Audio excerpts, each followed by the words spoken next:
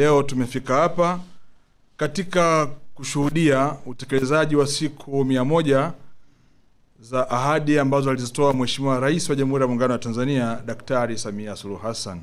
Nichukue fursa hii kuwashukuru sana waandishi wa habari kwa kuitikia wito. Lakini pia kipekee kabisa nimshukuru sana Mheshimiwa Rais Daktari Samia Suluhu Hassan kwa kazi kubwa ambayo ameendelea kuifanya kwenye sekta ya madini, lakini vile vile kwa maono yake thabiti na vile vile uzalendo wa hali ya juu kwenye kuiendesha sekta hii ya madini. Ndugu zangu waandishi wa habari, siku ya leo nitapata nafasi ya kuwapitisha katika ahadi za Mheshimiwa Rais za siku 100 ili muweze kusikia katika maeneo tofauti tofauti. Naomba nianze na eneo la kwanza. Eneo la kwanza ambao ni utekelezaji wa ahadi ya Mheshimiwa Rais ndani ya siku 100 ni kwenye eneo la ukusanyaji maduhuli ya serikali, kuongeza mchango mkubwa wa sekta ya madini katika uchumi wa nchi yetu Tanzania na mfuko mkuu wa serikali. Ndugu waandishi wa habari, ikumbukwe kwamba katika mwaka 2015-2016 sekta ya madini iliingiza kwenye mfuko mkuu wa serikali shilingi bilioni 161 tu kwa mwaka mzima. Baada ya kufanya marekebisho ya sheria ya madini ya mwaka 2017, vikaanzishwa vituo vya ununuzi na masoko ya madini.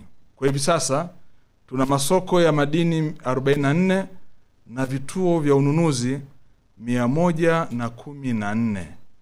Baada ya mabadiliko haya kufanyika, mchango wa sekta ya madini umeendelea kuongezeka mwaka hadi mwaka. Mwaka huu wa fedha tumetengewa kukusanya shilingi trilioni 2.1 kama ni makusanyo maduhuli kupitia sekta ya madini. Mpaka kufika tarehe ya 25 mwezi wa kwanza mwaka 2026, sekta ya madini imekusanya zaidi ya shilingi bilioni 741, sawasawa na 62% ya makusanyo yote yanayohitajika kwa mwaka mzima. Na katika siku 100 za Mheshimiwa Rais, yani kuanzia Novemba mpaka January, Novemba mwaka jana mpaka January mwaka huu, tumekusanya zaidi ya shilingi bilioni 311, sawasawa na 103% ndani ya miezi mitatu. Eneo la pili ambalo nitaka nilisemee ni kwenye pato la taifa. Ilani ya uchaguzi ya Chama cha Mapinduzi imeeleza na sera ya madini ya mwaka 2009 imeeleza ya kwamba ifikapo mwaka 2025 sekta ya madini ichangie kwenye pato la taifa kwa 10%. Taarifa njema ni kwamba kabla ya mwaka uliowekwa kimalengo kupitia sera ya madini pamoja na ilani ya uchaguzi ya Chama cha Mapinduzi, kwa mujibu wa takwimu zilizotolewa na shirika la takwimu la taifa NBS, nchi yetu ya Tanzania hivi sasa kupitia sekta ya madini inachangia kwenye pato la taifa kwa 10.1 kabla ya ule mwaka wa kimalengo ambao ulikuwa umewekwa wa mwaka 2025. Lakini ndani ya siku 100 za Mheshimiwa Rais, mchango huu umeongezeka mpaka kufikia 12%. Tafsiri yake ni kwamba sekta ya madini inaendelea kukua siku hadi siku katika kuchochea na kukuza uchumi wa nchi yetu ya Tanzania. Eneo la tatu ambalo nataka nilisemee ni uongezaji thamani madini. Ilikuwa ni ahadi ya Mheshimiwa Rais ya kwamba lazima madini yetu yaongezwe thamani ndani ya nchi. Na hivyo ndani ya siku 100 ziko hatua ambazo zimechukuliwa. Hatua ya kwanza ni kuendelezwa kwa kasi kwa ujenzi wa viwanda vya kuongeza thamani madini ndani ya nchi yetu ya Tanzania. Tunavyo viwanda 6 vya kusafisha dhahabu, lakini vile vile tuna viwanda zaidi ya 4 kwenye maeneo ya tin, smelter pamoja nickel na madini kinyo ambayo ni graphite. Hivi vyote ni sehemu ya kukidhi matakwa ya kuhakikisha kwa madini yetu yanaongezwa thamani ndani ya nchi. Ndugu zangu waandishi wa habari, mkoa wa Dodoma tu peke yake una viwanda 9 vya kuongeza thamani madini. Ukienda eneo la Nala pale Dodoma, hivi sasa kazi hizi zinaendelea, na ndani ya miezi hii miwili wameongeza kasi kubwa sana pale. Ndugu zangu, hivi sasa ukiwa una jiwe la madini ya shaba, tofauti na zamani ulikuwa unaliona jiwe, leo pale wana uwezo wa kulibadilisha jiwe kwenda kuwa kitu kinaitwa copper cathode, ambao ni kuongezwa thamani, na zamani mambo yao usingeyapata ndani ya nchi. Na mategemeo hivi sasa ni kuhakikisha ya kwamba inaongezwa thamani ile copper cathode, kutengeneza kitu kinaitwa copper rods, ambazo ni waya zilizo tayari kwa ajili ya matumizi. Mambo haya hayafanyiki nje ya nchi, yanafanyika Nala mkoani Dodoma, na ndani ya siku hizi 100 kazi kubwa imefanyika kuhakikisha mambo haya yanatokea. Lakini tuna kiwanda kikubwa cha kuyeyusha madini ya shaba pamoja na nickel pale Zamahero, wilaya ya Bahi, ambacho ndani ya siku 100 za Mheshimiwa Rais kinakwenda kuwashwa, kiwanda ambacho kitako na uwezo wa kuyeyusha madini ambayo zamani ilibidi madini haya yaende kuyeyushwa nje ya nchi. Sasa baada ya sera nzuri ya serikali ya awamu ya 6 na usimamizi mzuri chini ya Daktari Samia Suluhu Hassan, tumekaribisha kiwanda kinajengwa pale Zamahero, na muda sio mrefu, ndani ya mwezi huu na mwezi wa pili mwanzoni, tunakwenda kufanya majaribio kukiwasha kwa mara ya kwanza. Haya ni maendeleo makubwa sana kwenye tasnia yetu ya madini. Lakini pia ndani ya siku 100 hivi sasa tunaendelea na ujenzi wa kituo cha gemolojia pale Arusha TGC, ambacho linajengwa jengo kubwa lenye thamani ya shilingi bilioni 33. Ni majengo pacha ambayo yatatoa mafunzo kwa vijana wa Kitanzania ambao watakwenda kuongeza thamani madini yetu, na asilimia kubwa ndio hao ambao wanakwenda kuwa masonara, lakini vile vile na wakataji na wang'arishaji wa madini ya vito. Ndugu waandishi wa habari, katika madini ya vito duniani yako mambo ambayo huwa huwezi kuyakwepa. Cha kwanza, kwenye madini ya vito ili iwe na thamani huwa tunaangalia rangi yake, lakini cha pili huwa tunaangalia mkato wake. Sasa kwenye mkato hapa ndio imekuwa changamoto kubwa sana katika kuongeza thamani madini yetu haya. Serikali chini ya Daktari Samia Suluhu Hassan imekuja na ujenzi wa kituo kikubwa pale Arusha. Tutawatrain vijana wetu wa Kitanzania, watakata wenyewe, watang'arisha wenyewe madini haya. Lakini pia ndani ya muda mfupi huu wa siku 100 za Mheshimiwa Rais, tunakwenda kuzindua kiwanda cha kusafisha chumvi kule Kilwa, ambayo ilikuwa ni changamoto kubwa kwa wakulima wa chumvi ambao hawakuwa na soko la uhakika, na hali hii ilipelekea kuwa na changamoto kubwa sana ya bidhaa ambazo wanazizalisha. Shirika la Madini la Taifa STAMICO, katika kujibu changamoto za wakulima wa chumvi, iliamua kujenga kiwanda kwa maelekezo ya Mheshimiwa Rais, na kiwanda kile kimekamilika, na ndani ya siku 100 za Mheshimiwa Rais kiwanda kile hivi sasa kipo katika hatua ya 99%. Tutabakiza 1% tu, ambao pia itakuwa ni kwenda kupanga tarehe ya kwenda kukizindua. Hii ni kazi nyingine ambayo kubwa imefanyika ndani ya muda mfupi. Eneo la 4 ni ushirikishwaji wa Tanzania katika sekta ya madini. Ndugu waandishi wa habari, kwa mujibu wa sheria sura namba 123 sheria ya madini imetoa maelekezo ya kwamba kila mmiliki wa leseni ana wajibu wa kuhakikisha Watanzania wanashiriki kwa dhati katika uchumi wa madini katika nchi yetu ya Tanzania.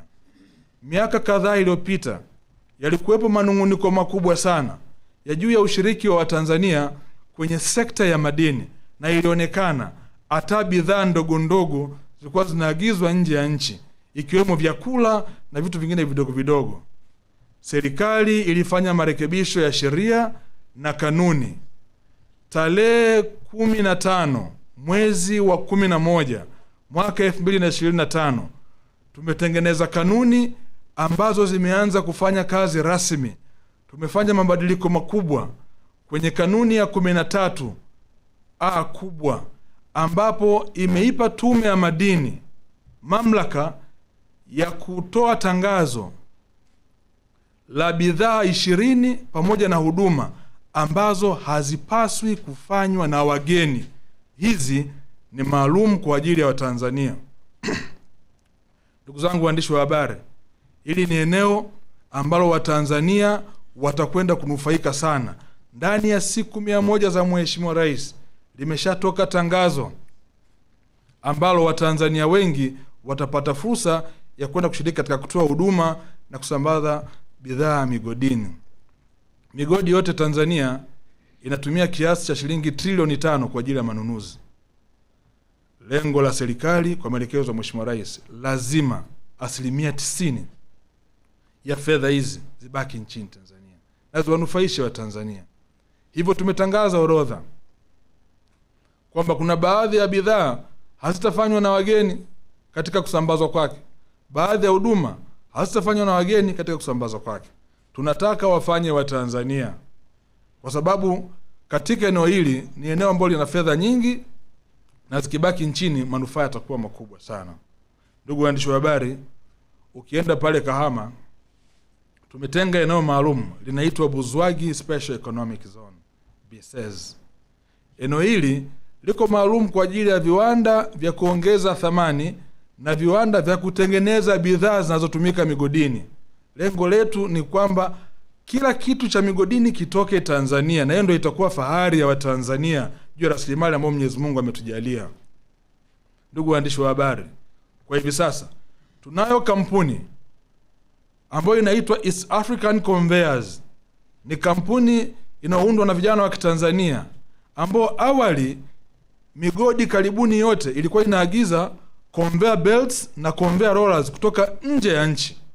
Baada ya mabadiliko ya sheria hii ambayo inawalazimu watengenezaji wa bidhaa wakitaka kuja nchini Tanzania kuweka viwanda wawape wa Tanzania 20% ya ubia. Kwa tuna kampuni pale inaitwa East African Conveyors. Hivi sasa migodi kama yote ya Barrick hawaagizi tena conveyor belts na conveyor rollers kutoka nje ya nchi, wanazichukua kutoka Kahama, Tanzania. Hali kadhalika kampuni hii imeenda mbali mpaka kusambaza katika migodi iliyopo Kongo, migodi ya Kibali. Wote wanachukua bidhaa kutoka Kahama. Na haya ndio malengo na maono ya Mheshimiwa Rais ya kuifanya Tanzania kuwa kitovu cha uzalishaji wa bidhaa na huduma za migodini kusini mwa jangwa la Sahara. Waandishi wa habari, katika ushiriki wa Watanzania, jumla ya Watanzania 18,000 wameajiriwa moja kwa moja kwenye sekta hii ya madini. Lakini pia zaidi ya Watanzania 6,000,000 wanajihusisha na sekta ya madini.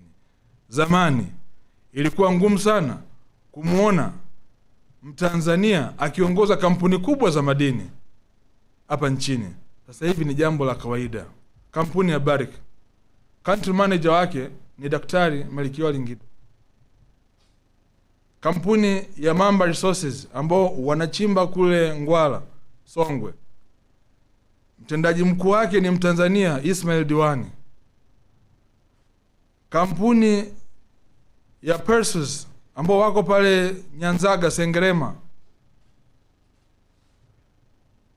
country manager wake ni Mtanzania Isaac Lupokela. Na kampuni zingine nyingi sana. Hii ni kuonyesha kwamba hivi sasa mwitikio umekuwa mkubwa na Watanzania wanashiriki kidhati kabisa kwenye sekta ya madini. Eneo la 5 ambalo nataka nilisemee ni eneo la leseni.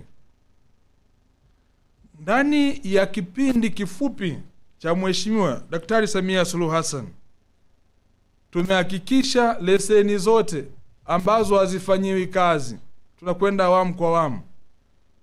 Leseni zote ambazo hazifanyiwi kazi tunazifuta, na maeneo haya yanatengwa kwa ajili ya vijana na wakina mama ambao wapo tayari kushiriki kwenye sekta ya madini.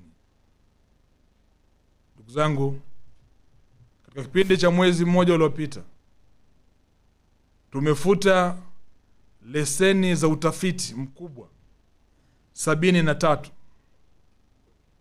zenye ukubwa wa eneo la ekari 741,000, ambapo kuna mtu mmoja alikuwa na leseni, ukiziunganisha ukubwa wake ni sawasawa na halmashauri za manispaa za Moshi 11.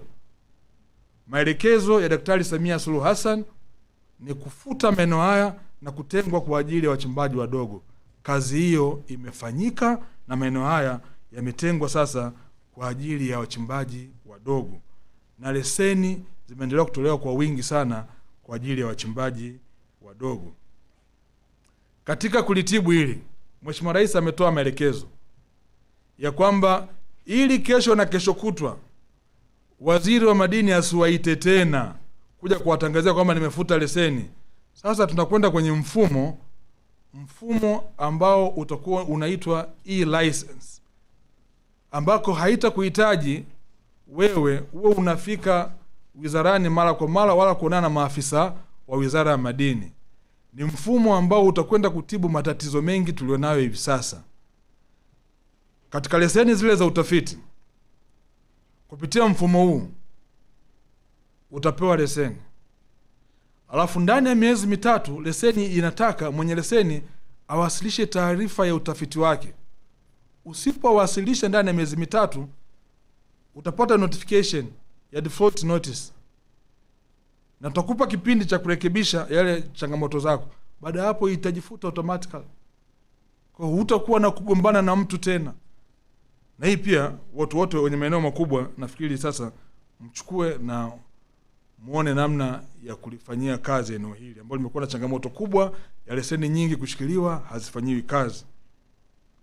Eneo la 6 ambalo nataka nilisemee ni uendelezaji wa wachimbaji wadogo. Ndugu waandishi wa habari, Tanzania ni kati ya nchi chache kusini mwa jangwa la Sahara ambapo wachimbaji wadogo wanatambulika kwa mujibu wa sheria. Sheria ya Madini sura 123 kifungu cha 8 kimeweka bayana juu ya leseni ndogo ambayo inapaswa kupewa wachimbaji wadogo. Tembeeni nchi zingine nyingi sana katika bara la Afrika, hakuna sehemu ina mpango mzuri wa kushughulika na wachimbaji wadogo kama nchi yetu ya Tanzania. Si hapo tu, wachimbaji wadogo wana uwakilishi mpaka katika Tume ya Madini. Kamishna mmojawapo anatokana na wachimbaji wadogo. Haya ni maendeleo makubwa sana katika kuendeleza wachimbaji wadogo katika nchi yetu ya Tanzania. Serikali imechukua hatua gani katika kuendeleza ndani ya kipindi cha siku 100 za Mheshimiwa Rais? Cha kwanza ni upatikanaji wa leseni. Maeneo yote ambayo tumeyafuta, leseni hizi zinatolewa kwa wachimbaji wadogo wakiwemo akina mama na vijana. Hatua ya pili, serikali kupitia STAMICO imeendelea na ununuzi wa mitambo ya kuchoronga. Tuna mitambo 15 imeshanunuliwa na lengo lake kubwa ni kuhakikisha inawafikia wachimbaji wadogo wengi na kuwasaidia kupunguza gharama ya kuchoronga. Ndugu waandishi wa habari, kibiashara kuchoronga mita 100 kwenda chini haiwezi kupungua milioni 26. Chini ya utaratibu wa STAMICO kwa ruzuku ambao Mheshimiwa Rais alielekeza, mchimbaji mdogo anaweza kuchorongewa eneo la kwenda mita 100 chini kwa shilingi milioni 10,700,000. Ile tofauti ndo ruzuku ambayo serikali inaitoa kwa wachimbaji wadogo. Eneo lingine ni katika eneo la kuongeza vifaa vya utafiti wa kuwasaidia wachimbaji wadogo. STAMICO ndo mlezi wa wachimbaji wadogo. Pamoja na kuwa na mashine za uchorongaji, lakini pia tumetoa vifaa mbalimbali ikiwemo makarasha ya kusaga mawe. Ukienda eneo la Mwakitolio Shinyanga, wako pale wakina mama ambao wana vikundi vyao, wamepewa mashine hizi na serikali bure kwa ajili ya kusaga mawe, na inawaingizia mapato, imebadilisha maisha yao. Ukienda pale unakutana na milima ya mawe ambayo inasubiri kuweza kusagwa, na wale kina mama wanalipwa kwa kusaga mawe yale. STAMICO wapo katika hatua za mwisho kuongeza zile jaw crushers kwa wakina mama wachimbaji kwa ajili ya kuinua kipato chao na kuchochea ukuaji wa sekta ya madini. Lakini pia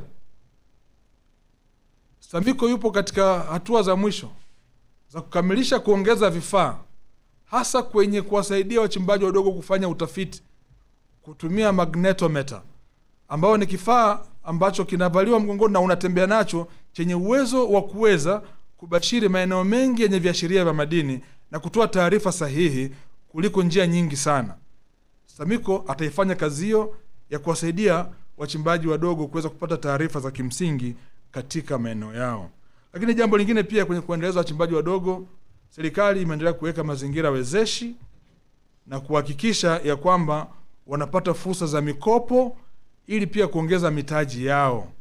Ndugu waandishi wa habari, mwaka 2023 mwezi Septemba, nikiwa pale Dar es Salaam, nilikutana na taasisi za fedha pamoja na benki mbalimbali, na lengo lake kubwa ilikuwa ni kuwaondoa katika fikra ya kufikiri kwamba sekta ya madini haikopesheki.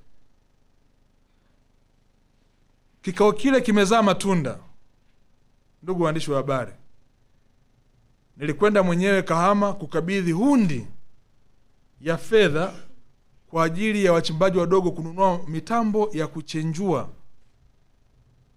dhahabu CIP, lakini vile vile na fedha kwa ajili ya uendeshaji wa migodi yao, ambapo zamani ilikuwa ni ndoto. Lakini wiki moja iliyopita tumefanya mkutano na wenzetu wa benki ya CRDB na kikundi cha Saza Gold Family kutoka Songwe, ambapo tunakwenda kuandikisha mradi wa kwanza wa kihistoria wa mkopo wa zaidi wa bilioni 30 kwa kikundi kimoja cha wachimbaji pale Songwe.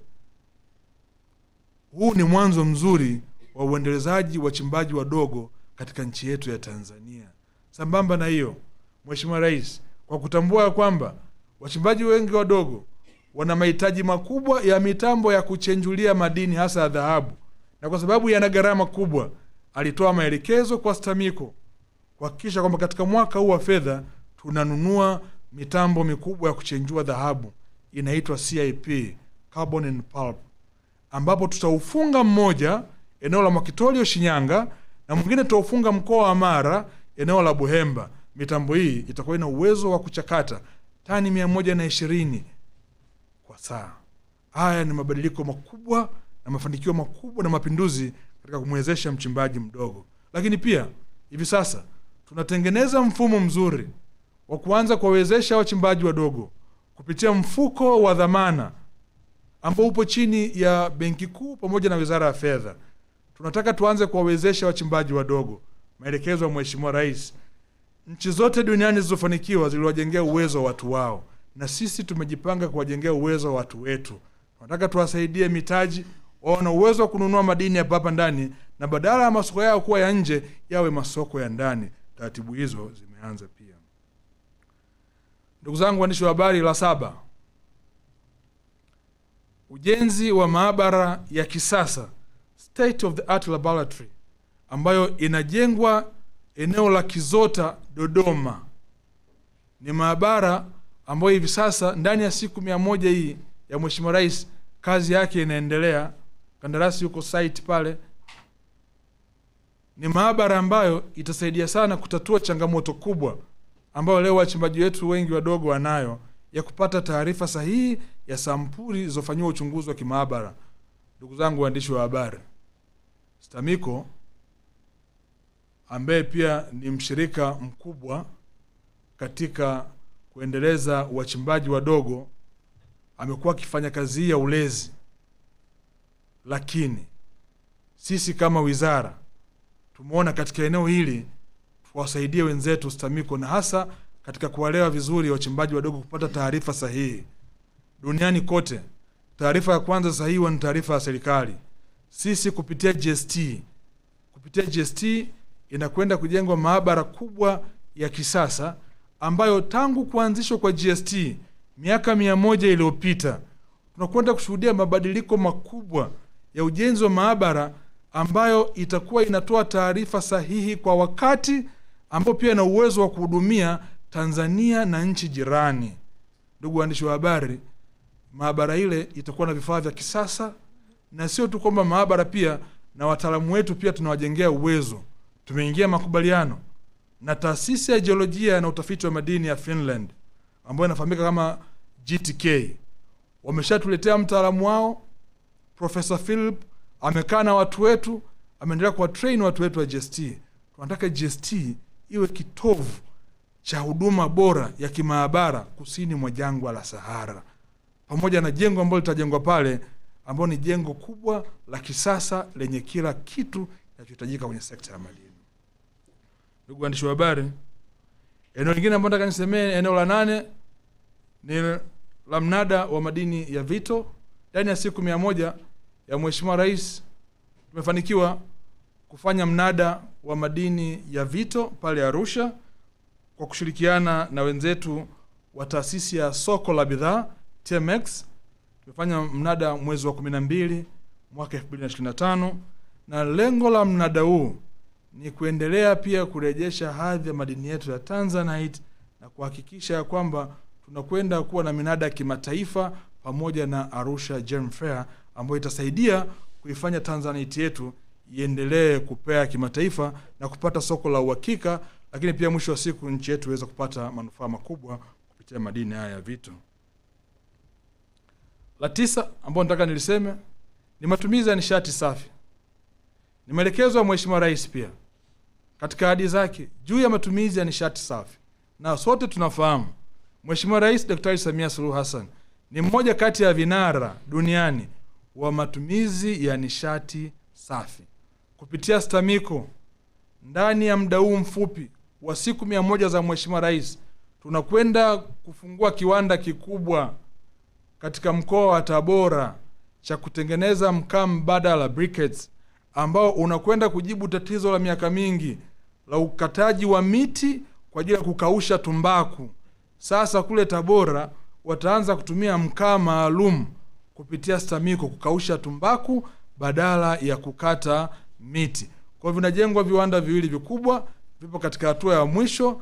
Dodoma kimoja, Tabora kimoja, kitafunguliwa mwezi wa 2 ndani ya siku 100 za Mheshimiwa Rais.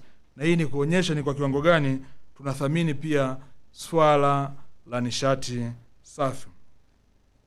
Eneo la 10 ambao nataka nilisemee ni ununuzi wa dhahabu kupitia Benki Kuu ya Tanzania. Ndugu waandishi wa habari, katika nchi yetu ya Tanzania inafahamika kwamba maeneo mengi sana yanachimbwa madini ya dhahabu. Na katika bara la Afrika, Tanzania ni miongoni mwa nchi 5 wazalishaji wakubwa wa dhahabu. Lakini kwa muda mrefu hatukuwahi kuwemo kwenye 10 bora ya nchi zenye hifadhi kubwa ya dhahabu kupitia benki kuu yake. Tanzania haikuwemo. Mwaka 2023 tulipata maelekezo ya Mheshimiwa Rais ya kufanya marekebisho ya sheria. Tukarekebisha sheria yetu, sheria ya madini, kifungu cha 59, kifungu cha 2 na cha 3, sura 123, tulivifanyia marekebisho. Katika vifungu vile tuliongeza maneno ya kwamba kila mmiliki wa leseni ambaye atakuwa anasafirisha madini nje ya nchi lazima atenge madini yasiyopungua 20% kwa ajili ya kuyeyushwa, kusafishwa, kuchakatwa na kufanyiwa biashara ndani ya nchi. Ndio kifungu cha 59 kinavyozungumza. Baada ya marekebisho hayo, tukaanza ununuzi wa dhahabu tarehe 1 mwezi wa 10 mwaka 2024 kupitia Benki Kuu ya Tanzania. Ndugu waandishi wa habari, katika bara la Afrika, nchi inayoongoza kwa kuwa na akiba kubwa ya tani ya dhahabu kupitia Benki Kuu ni Algeria. Wana tani 174. Na ya 10 kwa bara la Afrika ni Msumbiji, ina tani 6.89. Sisi Tanzania hatukuwemo. Habari njema, ndani ya miezi 14 kuanzia tarehe 1 mwezi wa 10 mpaka leo, miezi 14 ya mwaka 2024.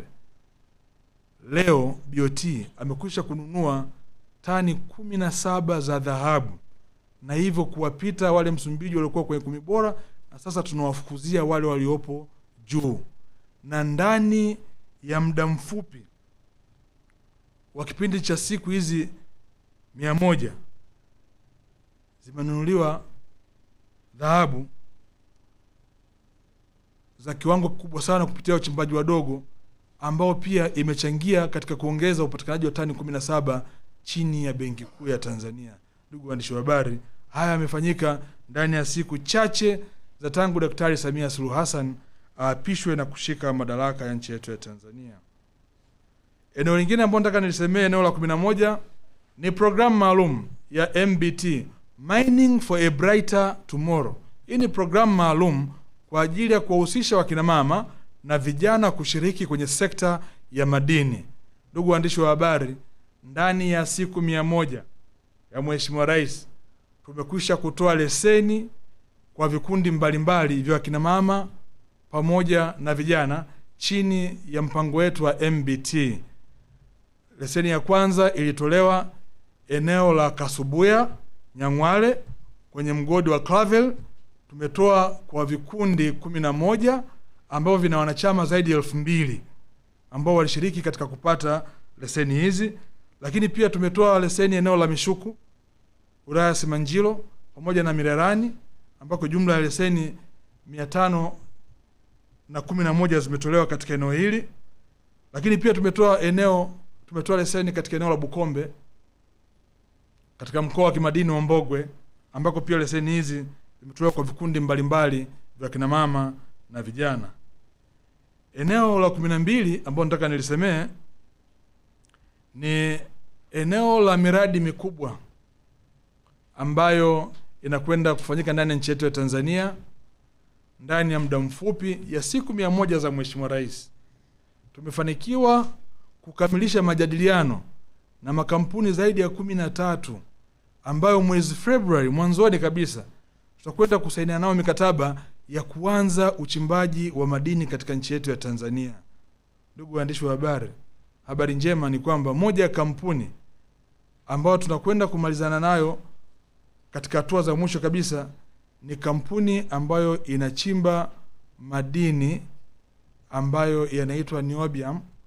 Hii ni kampuni ya Panda Hill ya kule mkoani Mbeya, na katika eneo hili ni eneo ambalo lipo katika kata ya Bonde la Songwe, ndiko ambako mradi huu unapatikana. Ni mradi ambao utakuwa na gharama ya trilioni 1, lakini jambo kubwa kuliko yote ni kwamba mradi huu unakwenda sambamba na ujenzi wa kiwanda cha kuyeyusha kitu kinaitwa ferroniobium, ambayo duniani viwanda viko 3 tu.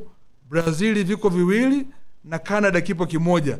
Cha 4 kinakwenda kutokea wilaya ya Mbeya vijijini, mkoa wa Mbeya, kata ya Bonde la Songwe, nchini Tanzania, chini ya usimamizi wa Daktari Samia Suluhu Hassan. Tunategemea ajira nyingi na kuchochea kwa uchumi kutatokea kwa ujenzi wa kiwanda hichi kikubwa kabisa ambacho kitajengwa pale mkoa wa Mbeya. Ndugu waandishi wa habari, la mwisho la 13 ni la utafiti. Kama ambavyo nilikuwa nikisema, nchi yetu ya Tanzania imejaliwa kuwa na eneo kubwa sana, na nchi yetu ya Tanzania tumeigawanya katika vitu vinaitwa QDS, Quota Degree Sheets. Tunazo 322. Ndugu waandishi wa habari, Quota Degree Sheet moja QDS ina urefu wa kilomita 54 na upana wa kilomita 54. Kwa hiyo inatengeneza eneo la kilomita za mraba 2819 sawa sawa na ekari 722,050, haya maeneo ya hivi tunao 322. Yaliyofanyiwa utafiti wa kina ni 16% tu. Tumefanikiwa kufanya kitu kinaitwa geological mapping kwa 97% ya nchi yetu yote ya Tanzania, na ndio maana kupitia vitabu vya GST mnaweza mkaambiwa mkoa gani una viashiria vya madini gani kwa wingi. Mnaweza mkaambiwa hivyo kwa sababu ya geological mapping ambayo imefanyika. Lakini pia tumefanya geochemia survey ambayo hii ni 24% imefanyika katika eneo lote la nchi yetu ya Tanzania. Lakini tumefanikiwa kufanya survey ya 100% ya low resolution. Low resolution, ndugu waandishi wa habari, kwa wale wataalamu wa madini watakuwa wanaelewa vizuri, ni namna ya kurusha chombo cha kufanya utafiti na ukaribu wake na uso wa ardhi, ambako ndo ile huwa inasaidia kupata taarifa sahihi ya namna ambavyo viashiria vya madini na miamba ile ya mipasuko ipo chini ya ardhi au zile magnetic points. Kwa hiyo tumefanikiwa kwa 16%. Bado tuna eneo kubwa sana la kufanya utafiti. Mheshimiwa Rais ndani ya siku zake 100 hizi alitoa maelekezo ya eneo hili kufanyiwa kazi, na ninavyozungumza nanyi QDS 21 na 22 zilizopo Rufiji na Kibiti hivi sasa zinafanyiwa utafiti. Lakini vile vile na sekta binafsi ndani ya siku 100 Mheshimiwa Rais wameendelea kutuunga mkono. Pale Hanang tunategemea kuwa na mradi mkubwa wa dhahabu, umesharushwa drone pale kwa ajili ya kufanya utafiti wa kina.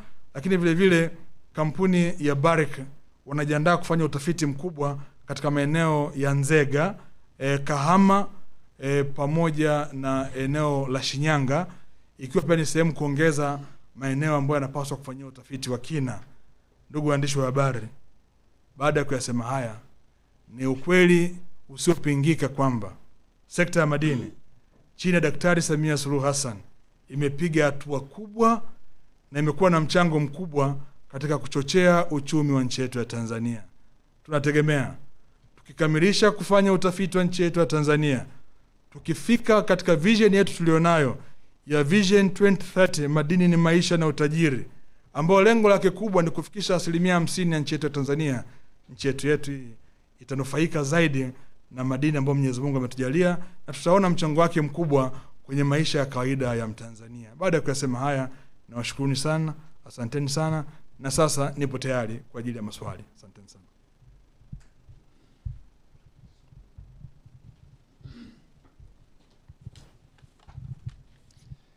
Asante.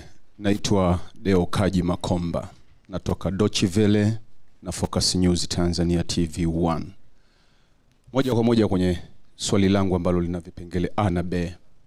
Nchi ya Tanzania, Mheshimiwa Waziri Anton, imezungukwa na majirani ambao pia wanachimba dhahabu, mathalani Jamhuri ya Kidemokrasia ya Kongo, vile vile Mozambiki kama ulivyosema hapo. Na baadhi ya nchi hizi majirani zimekuwa na vita vya hapa na pale, kwa maana kwamba kuna dhahabu ambayo tunaita blood gold au dhahabu inayopatikana na mambo ya vita na vitu kama hivyo. Kama serikali ya Tanzania, mmejipanga vipi kuhakikisha kwamba Tanzania haiwezi kuwa na dhahabu inayotokana na machafuko?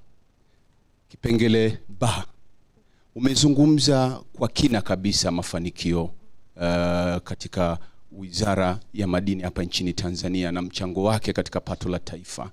Mheshimiwa Antoni, umebeba dhamana hii ya Wizara ya Madini. Katika masuala ya madini kumekuwa na wizi wa hapa na pale. Pengine serikali ya Tanzania imeweza kukamata kiasi gani au kimeokolewa kiasi gani cha madini kutokana na wizi na utoroshaji wa madini hapa nchini Tanzania? Nitashukuru sana kwa majibu yako Mheshimiwa Antoni.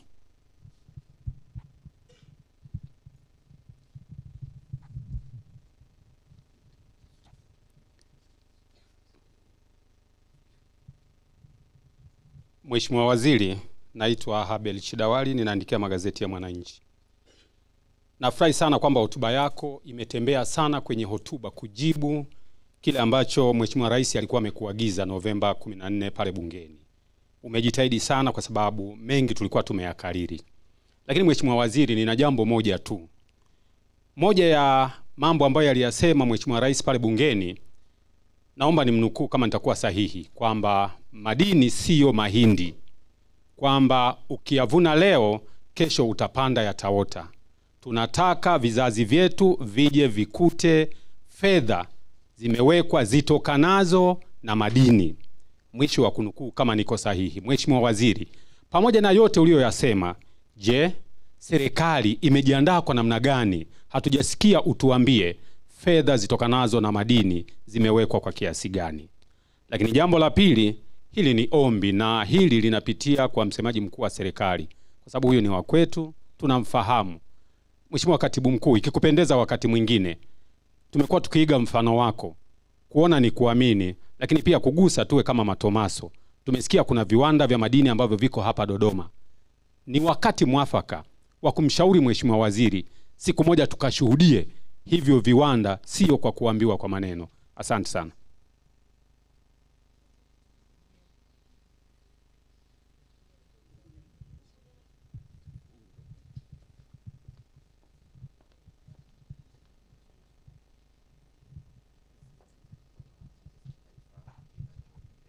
Naitwa Magnus Mahenge, naandikia Habari Leo. Mimi ninakupongeza waziri katika mkakati wako mzuri wa kuendeleza wachimbaji wadogo.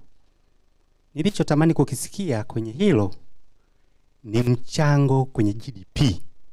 Hawa wachimbaji wadogo wanachangia kiasi gani na ni wangapi? Asante.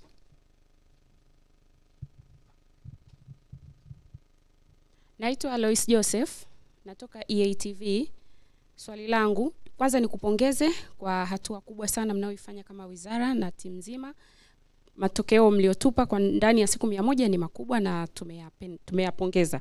Binafsi yangu nimeona ni mazuri. Lakini nataka kujua, mmesema mnaendelea na tafiti na tayari zingine mnaendelea kufanya kubainisha maeneo mengine mapya yenye madini. Je, kuna maeneo ambayo yamewekwa kama reserve ya nchi kwa miaka ya hapo baadaye? Na kama yapo, je, katika hizi leseni mpya kuna maeneo ambayo yalikuwa ni reserve ya nchi yametumika ama hayajatumika? Na napenda tena kujua kama kwenye mbuga zetu za wanyama kuna madini, je, kuna uchimbaji unafanyika au haufanyiki? Basi.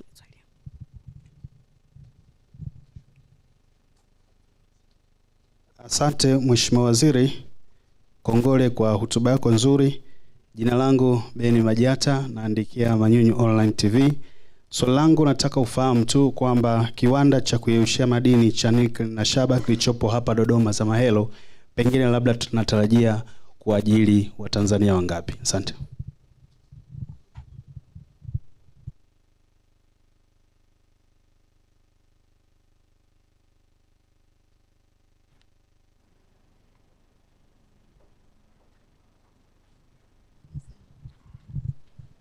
Mheshimiwa Waziri, naitwa Bahati Msanjila, natoka Crown Media. Ulizungumza kuhusiana na Tanzania kuweka historia ya kuhifadhi madini kwenye bara la Afrika, lakini hujatuambia kwamba ni nchi ya ngapi sasa hivi.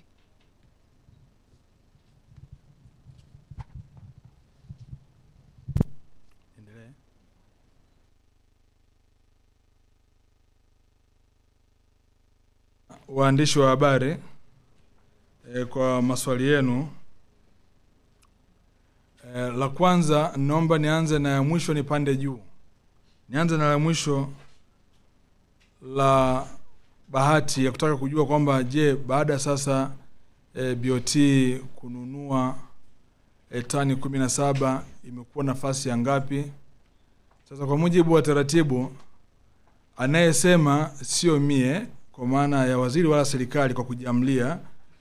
Hii zinasemwa baada ya taarifa ambayo imekuwa ikitolewa na wahusika kila baada ya kipindi cha marejeo ya mwaka au miaka, ndio wakitoa taarifa hii. Kwa tunategemea taarifa itakayotolewa baadaye itakayokuja itaingiza Tanzania kama miongoni mwa nchi 10 bora ambazo zina hifadhi ya kutosha ya madini ya dhahabu kupitia Benki Kuu.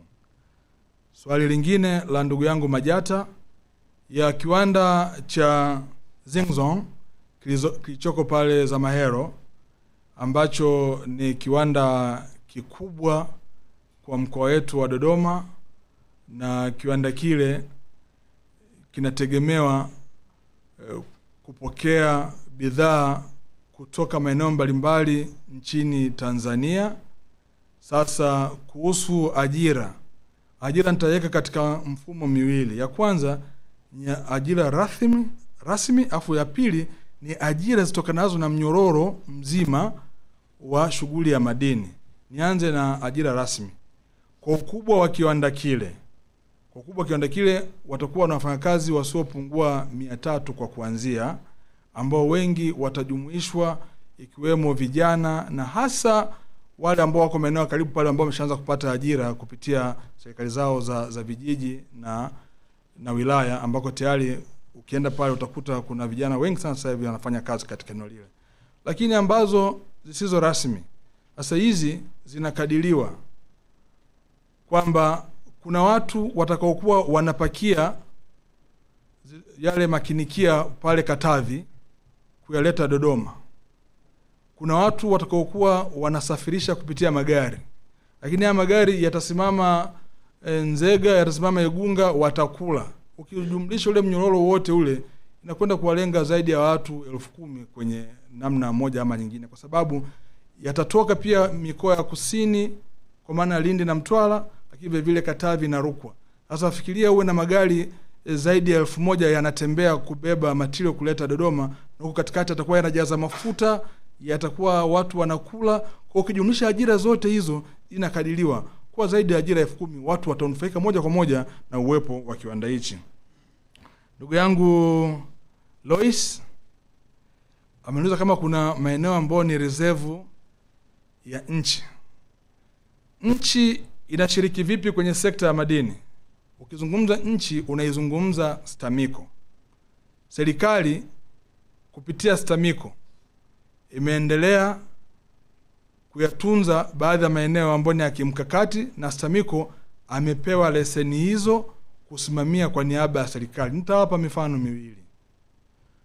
Tumekuwa na leseni ya madini adimu pale Wigu Morogoro, ambapo leseni hii serikali ilipa fidia kwa wekezaji ambao washtaki katika mahakama ya ICSID. Baada ya malipo yale, leseni hii ikarudi nchini Tanzania na ikawa chini ya umiliki wa serikali. Ni eneo ambalo liko chini ya serikali. Mheshimiwa Rais alielekeza maeneo yote haya yarudi na yawe chini ya STAMICO. Kwa STAMICO ndo hasa mwenye umiliki wa maeneo kulinda maslahi ya taifa letu ya Tanzania kwa niaba ya serikali. Eneo lingine ni eneo la wilaya Nachingwea, eneo la Nditi pale Ntaka. Serikali ililipa kampuni ya Indiana Resources fedha kwa ajili ya kulipa fidia. Leseni ile ikarudi serikalini, na Mheshimiwa Rais akaelekeza leseni ile sehemu ndogo wapewe wachimbaji wadogo, lakini sehemu kubwa imebaki kwa STAMICO. Kwa kiujumla tuna kimsingi niseme kwamba STAMICO ndo hasa mwenye dhamana hii kubwa kwa niaba ya serikali. Lakini pia umeuliza kuhusu uchimbaji wa madini katika mbuga za wanyama, na umelisema hili ikiwa ni mwendelezo wa swali lako la awali juu ya maeneo ambayo yamefanywa utafiti. Niseme tu sheria yetu ya madini kifungu cha 95 mpaka 98 kimeainisha utaratibu mzuri wa ushiriki wa kuitekeleza haki madini. Yako baadhi ya maeneo ambao huwezi kufanya uchimbaji pasipo kuwepo na ridhaa, lakini vile vile pasipo kuwepo na taarifa ya kimazingira. Maeneo hayo pia yanajumuisha maeneo ya mbuga za wanyama. Kwa nataka tu niseme kwamba najua swali lako lilikuwa nataka kulenga kule Serengeti, hakuna uchimbaji wowote ambao unafanyika katika eneo hilo, na nikuondoe hofu hiyo. Ndugu yangu Mahenge, ulitaka kujua mchango wa wachimbaji wadogo. Na hapa nitaomba niseme vizuri. Katika nchi yetu ya Tanzania, kama nilivyosema, sisi tumepata nafasi na bahati kubwa ya kuwa na mfumo mzuri wa kuwalea wachimbaji wadogo. Na kupa kwa takwimu, mwaka wa fedha uliopita 24-25 sekta ya madini iliingiza kwenye mfuko mkuu wa serikali shilingi trilioni 1.071. 40% ya makusanyo haya yalitokana na wachimbaji wadogo ambao wanachimba kwa kubahatisha, wana teknolojia duni na vile vile hawana maeneo yenye uhakika. Lakini tumefikia hatua hiyo. Maana yake ni nini? Maana yake ni kwamba wachimbaji wadogo wa nchi yetu ya Tanzania wakisimamiwa vizuri kama ambavyo tunafanya hivi sasa, wakiendelezwa, wana uwezo wa kutoa mchango mkubwa sana kwa uchumi wa nchi yetu ya Tanzania. Ndugu yangu Chidawali, la kwanza linamhusu Msigwa na mimi. Msigwa atasema kwa nafasi yake, lakini niliwaambia waandishi wa habari maswali yenu yamekaa kikuba hivi, na nilivyosema tu hapa nikaelewa hapo kubwa mnaulizia ziara tu, si ndio? Mnataka ziara ya kwenda kuangalia maeneo haya ambayo shughuli zinafanyika za viwanda. Basi kama wizara tumepokea, tunaamini nyinyi mtawakilisha waandishi wa habari wengine wengi sana kwenda kushuhudia hayo maajabu ambayo nimesema. Na kubwa ambayo nataka muanze nalo, nataka muende pia pale Nala pale mkaangalie. Wakati nazungumza hapa kwamba miaka ya zamani ulikuwa ukichimba madini ya shaba unalitoa jiwe kama lilivyo linasafirishwa. Leo ndugu zangu, mtaenda pale mtakwenda kuona lile jiwe linabadilika kuwa kitu kinaitwa copper cathode, na inafanyika ndani ya mkoa wa Dodoma. Na makusudi yetu makubwa baadaye ni kuvutia viwanda vingi zaidi kutengeneza copper rods na copper wires, na hii ndio itakuwa ina maana kubwa katika kuongeza thamani ya madini yetu. Lakini pia umeuliza kuhusu sovereign fund. Kwa Mheshimiwa Rais alisema ni kweli, alisema ni jambo ambalo wizara inaendelea nalo kwa kushirikiana na Wizara ya Fedha na taasisi zingine kwa ajili ya ukamilishaji wake. Lakini lengo kubwa ni kuhakikisha kwamba rasilimali madini tunatunza zile proceeds zake zije zinufaishe taifa leo, kesho na kesho kutwa. Ndugu yangu Deukaji ulitaka kujua ni taratibu gani hasa tunazozitumia katika udhibiti wa madini yenye damu ambayo mwisho wa siku yanaondoa sifa ya nchi hata kutrade internationally kwa sababu ya dosari hizo. Cha kwanza kabisa ambacho tunakifanya katika eneo hili ni kuendelea na udhibiti katika maeneo yetu ya mipaka na viwanja vya ndege. Katika maana moja, sisi hatujazuia madini kuingizwa ndani ya nchi. Hatujazuia, isipokuwa kwa taratibu. Zamani yalikuwa yanaingia pasipokuwa na proper documentation. Sasa hivi sasa tunataka kama kuna mtu ana madini yake na alilipa mrabaha akiwa Kongo, then zile document, kwa sababu pia tuna taasisi ambazo zinatuunganisha kwa pamoja ya maziwa makuu ambao pia ndo msingi wa swali lako. Huwa pia tunasaidia kupata taarifa ya kujiridhisha katika hatua ya kwanza juu ya madini na nyaraka ambazo ambata zimekuja, ili kiwa ni sehemu ya udhibiti, ili madini yanayopita panya road ambao ni rahisi sana kuhusishwa na jambo hilo tuweze kuyadhibiti. Lakini pia ipo mikataba ambayo tumeingia na wenzetu ambao pia kupitia ile ICGR ambao tunafanya nao kwa pamoja nchi zote za maziwa makuu katika namna ambavyo inasaidia kwenye kuzuia jambo hili. Lakini sambamba na hiyo pia tunafanya eneo hili katika masuala ya good governance pia kuhakikisha ya kwamba tunatoa taarifa na kushirikiana na wenzetu wa vyombo vya ulinzi na usalama kwenye kuhakikisha kwamba utaratibu wote wa uingizaji wa madini nchini unafuata taratibu ili tusiingie katika dosari hiyo kubwa. Lakini pia umeniuliza kuhusu madini yaliyokamatwa. Sasa hapa Deukaji naomba niseme na nieleweke vizuri kabisa katika hoja ambayo umeileta hapa. Deukaji anataka nimpatie takwimu ya madini yaliyokamatwa ambao hata hivi sasa inawezekana kuna madini mengine yamekamatwa, lakini nitakupa kwa kipindi cha nikupe kwa kipindi cha Julai mpaka Disemba 2025, ambapo katika kipindi hichi kupitia task force yetu ya chini ya wizara tumekamata madini yenye zaidi ya kilo 2 ya dhahabu ambayo yalikuwa yakitaka kutoroshwa katika kipindi cha miezi kadhaa hii, lakini vile na madini ya vito, na hivi sasa tuna kesi ambazo zinaendelea ziko mahakamani na tumewakamata wahusika, wanaendelea na pre bargain ambao wanafanya na ofisi ya mwanasheria mkuu, ofisi ya mkurugenzi wa mashtaka kama hatua ya awali. Lakini kikosi kazi cha wizara, kazi yake kubwa ni kuhakikisha ya kwamba tunadhibiti mianya ya biashara haramu ya madini, ili biashara yote ikafanyika katika masoko ya madini na vituo vya ununuzi. Kama nilivyosema, tuna masoko ya madini 44 na vituo vya ununuzi 114. Tunataka biashara yote ya madini ikafanyikia katika masoko na vituo vya ununuzi ili nchi yetu ya Tanzania iweze kunufaika. Tunaamini watu wakipita katika masoko ya madini, mrabaha, utozo na ushuru ambao serikali inaupata ndio unakwenda kujenga madarasa na kwenda kununua madawati na kusaidia katika huduma za elimu na afya za nchi yetu ya Tanzania. Kwa hiyo tumeendelea na udhibiti wa kiwango kikubwa katika eneo hili, na kama nilivyosema, zipo kesi nyingi ziko mahakamani hivi sasa, na this time tumehakikisha kwamba kwa wale dealers, zamani ilikuwa dealer tukimkamata Arusha anakwenda Njombe kukata leseni. Sasa hivi nimewaambia na nitoa maelekezo kwa katibu mkuu kupitia tume, hakuna mtu yoyote ambaye atakamatwa leo na madini alafu akaondoka mkoa mwingine kwenda kukata leseni. Nataka Watanzania ambao hawana nia njema, kama kuna mtu akuwahi kujifunza shughuli nyingine ya kiuchumi, akajifunze wakati huu. Ikikukamata Arusha, haufanyi kazi nchi nzima mpaka pale ambapo mahakama itasema vinginevyo, kwa sababu wao wote tunawapeleka mahakamani. Asanteni sana. Nawashukuru sana.